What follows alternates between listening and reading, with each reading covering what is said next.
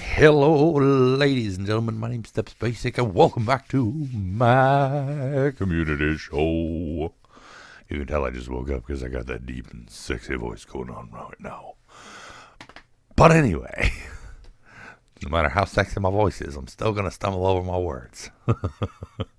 So announcements. This has been a wonderful week for me, and I have just been wanting to continually play Final Fantasy VII because I am not disappointed in the slightest with that game. I mean, there are a couple of minor gripes because, like I always say, nothing is perfect. But as far as the adaptation goes, the remake goes, it's just a matter of, oh my god, they did so well. I even said it in one of my videos that it hasn't come out yet, but I said that like parts of it feel very much like how I look back at the game, because, you know, I look back and I see it in my mind and I see the characters not so much as the polygonal blocky folks, but I see them as, you know, much better. So yeah, I mean, it's not even nostalgia glasses. They have done a spectacular job with this, and I can't wait to get in and play it and beat it. I did a bit of grinding, and my characters are now upwards of 18, and yeah. Apart from that, I've finished Resident Evil 3, and that was fun. It was great. A little too short, but, you know, still pretty good. I would have preferred it to be about 8 hours long. But it's kind of interesting because I've been doing it on my own, playing through it on my own, and trying to get to the 2-hour mark, and realize that, something's a little fishy about this. Because even rushing through it and collecting everything, I got it under 4 hours. But it seems like in order to get to the 2-hour mark, I'm going to either have to skip almost everything, just skipping right to the bosses, or I'm going to have to buy the shortcuts out of the store. Yeah, you never know. Maybe if I can get to the 2-hour mark, I'll make a video about it. But anyway, means BioShock is coming back next week, which will be great.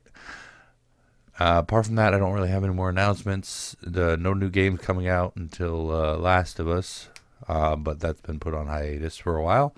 We don't know when, but I can kind of understand from a business standpoint why they would do that. Anyway, so enough about that. Let's talk about today's topic. Today's topic is adaptations. Now, of course, this goes either way, you know, video game to movie, movie to video game, cartoon to movie, whatever you want to call it. An adaptation, where you take one original source and you adapt it to fit a different source. And for the most part, I'm not a big fan of it. However, as with everything, sometimes it works out. Because, take for instance, Advent Children. Final Fantasy VII is still bugging on my brain. Final Fantasy VII was amazing, and they adapted the movie as a sequel to the game. And honestly, I'm kind of hoping that they maybe in their infinite wisdom decide to make it a playable part. But, you know, that would be pretty cool. That really would be cool. But that was a great adaptation of the game to the movie. However, it was also not a direct adaptation. It was a sequel adaptation, which was a bit better. And same can be said for some of the live-action Disney movies that have been coming out lately. Not all of them. But some of them have been really good. Like, it's kind of interesting what you can do with animation versus what you can do with live action. And it's kind of funny that they call the Lion King one a live action adaptation of the original Lion King, but it's not. I mean, they probably maybe use some models and whatnot, but I don't see it because it's way too computer generated. It's just a different type of animation. Could have called it a remake or a remaster. But for the most part, it's like I didn't really particularly care about that because, I mean, they're using CG, but they're not using it to its fullest so that they can kind of keep the animalistic nature of the creature, so they can keep the live action ideal. Because with the CG, you can like morph the faces to make them look like they're smiling, and that was one of the biggest problems I had with it, was the lack of emotion and everything. Because we as humans, we have our own interpretation of what our emotions look like. Like if you look at me, like I'm surprised, I'm angry, I just smelled something funky, probably just farted, but we're not going to go into that. And and it's different when you translate it to animals, because maybe animals can make expressions and stuff. Like, because if you ever played with a cat, animals can make expressions, but theirs are less facial morphing and more about eyes and ears and what they're doing with their faces and stuff. Much more physically expressive. So in a lot of ways, I feel like that adaptation failed. The Beauty and the Beast one, I like the adaptation, but I hate how they went with it, because they wanted to add more to the story, but it feels like they didn't change the runtime at all, which meant that parts of it felt very rushed. And I feel like it could have been really good if they would have just stuck to the main story, but they wanted to start fiddling with like backstory and whatnot. And, more power to you, but if you're going to do that, make the movie longer. I'm okay sitting through a 2-hour long movie. And I'm pretty sure most people are. The only issue I have, like, in general with, like, the Disney adaptations is, who is it for? Because it's definitely not for kids. No offense. It's still got the wacky comedy and whatnot. But, like, the original Beauty and the Beast, the original Lion King, fully colored, beautiful artwork, and, the dancing and the singing and all sorts of things. And it's very appealing to younger children because, bright colors and jingle, jingle, jingle. But it's going to be a lot harder to keep a child interested in a live action movie because, well, it's not as colorful, not as fun, not as friendly. And so it seems like it was literally just made as fan service to people who liked it, or, as some people have put it, a cash grab. And the funniest part is that I'm not completely opposed to cash grabs. I know it's kind of funny because I'm not a big fan of corporations, abusing the little people, but at the same time, it's like, it's a great business idea, and on occasions, it gives people what they want. Now it's funny.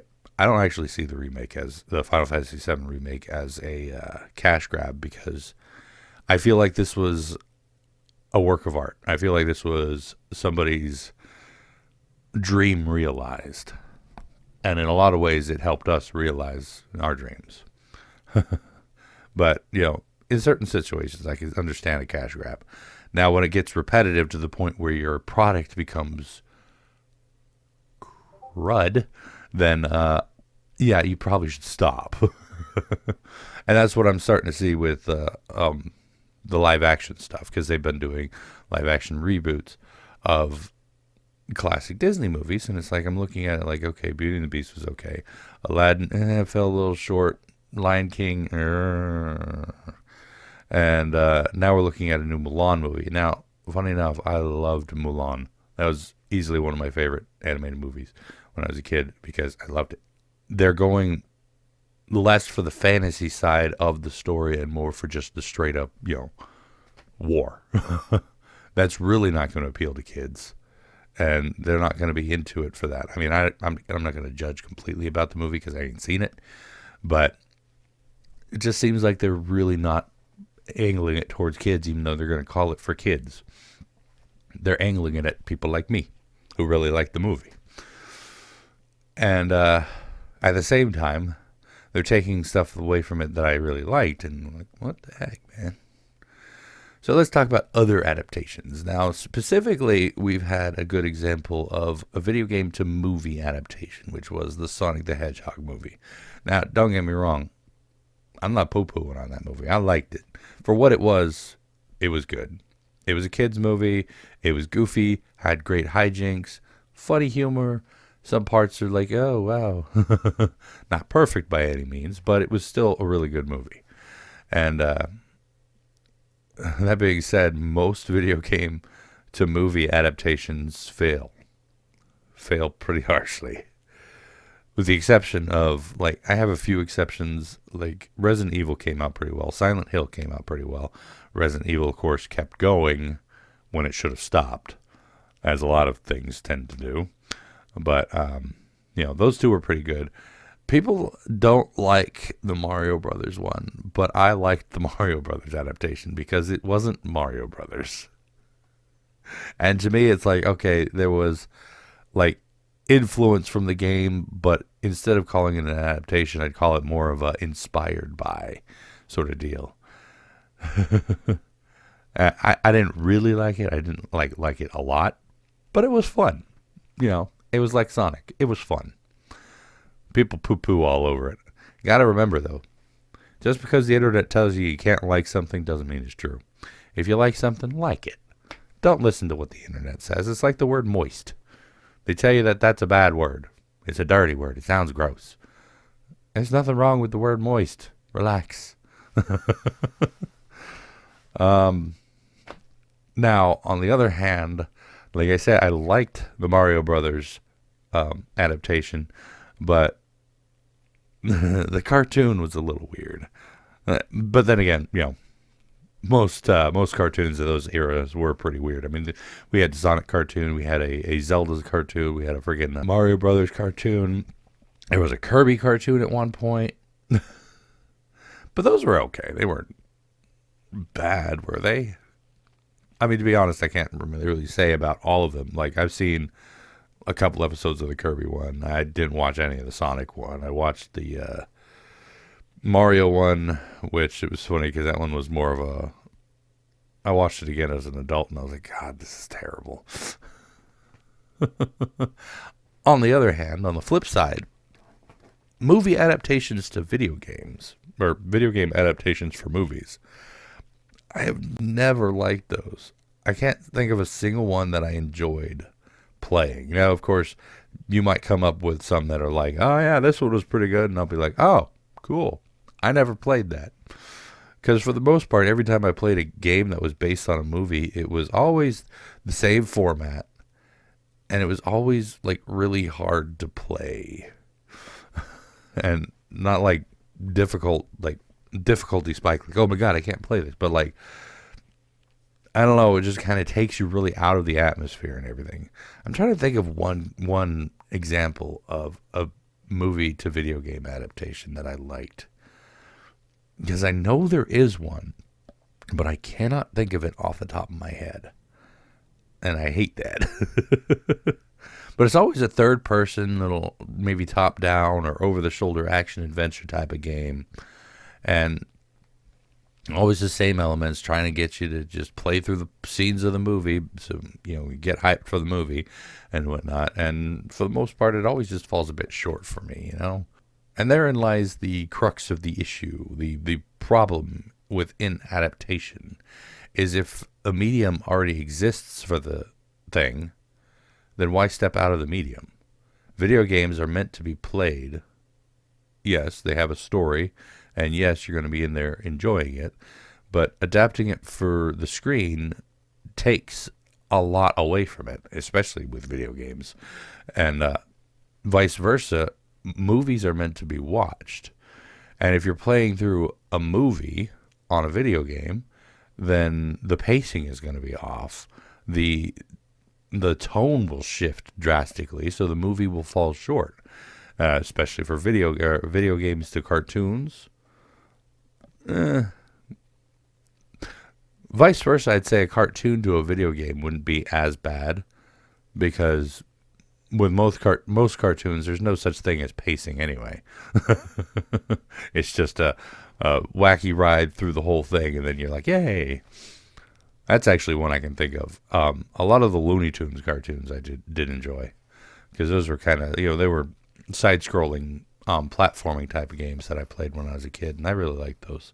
Actually, a Flintstones game is one that I can think of right off the top of my head that has stuck with me basically since I was a kid. But for the most part, like, changing it from a video game or from a cartoon to a video game will add more than subtracting, because cartoons, especially non-sequential serial cartoons, are not limited, as it were, because they can go anywhere. Pacing can be all over the place and things like that. So you don't lose so much as you just gain. And I think that could actually work. Now, if we're talking about ones that I've never seen work, is these movies to show adaptations. I've tried to be into it. I'd be like, oh, I watch it, it's cool. I like it vice versa, where a show ends with a movie. That's pretty cool. But back to the original, movies to shows, I've never really seen those work out very well, in my opinion.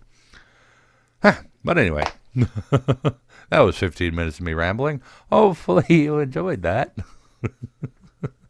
But anyway, thank you all so much for joining me for this episode of The Community Show. Let me know if you can think of any good adaptations either way, what you liked and didn't like, or what worked for you and what didn't work for you.